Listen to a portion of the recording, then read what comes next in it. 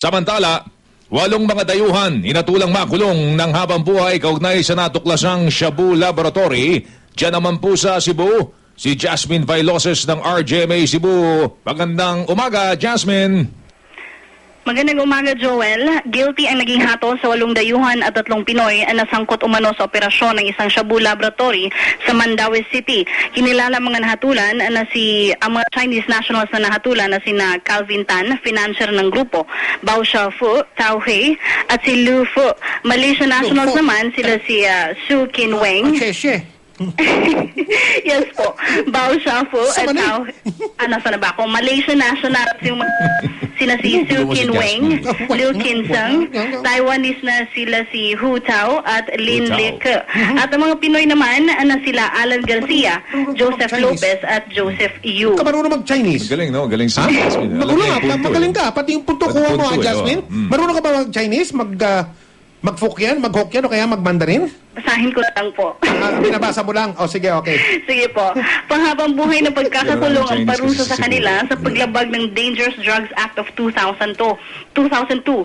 Base sa hatol ni RTC Judge Marilyn Yap, napatunayan ng mga akusado nga ang nagpapatakbo ng Mega Shabu Laboratory na ni-raid ng pulisya noong 2004. Pinagbayad din ng korte ang mga nahatulan na tig 10 milyong pisong danyos.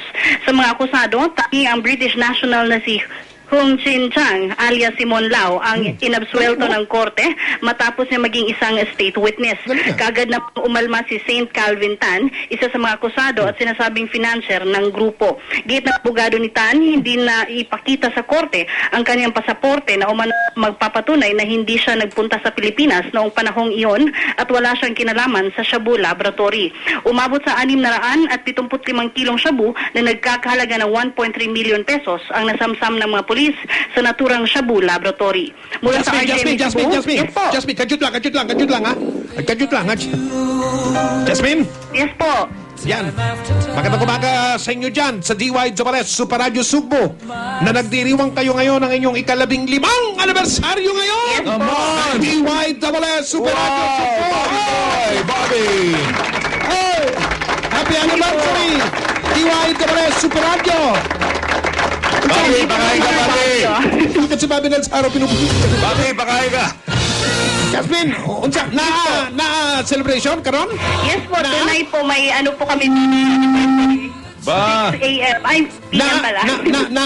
Na dinner? Yes po, anniversary dinner. Ugog sa ba? Na dinner lang? Na lechon? Saroni? Pida po yan. Congratulations! Happy 15th anniversary! DY Super Radio Cebu. Maayo Salamat buntag. po. Sabi po ni Sir Bobby, anniversary bonus po. Ngik. Okay.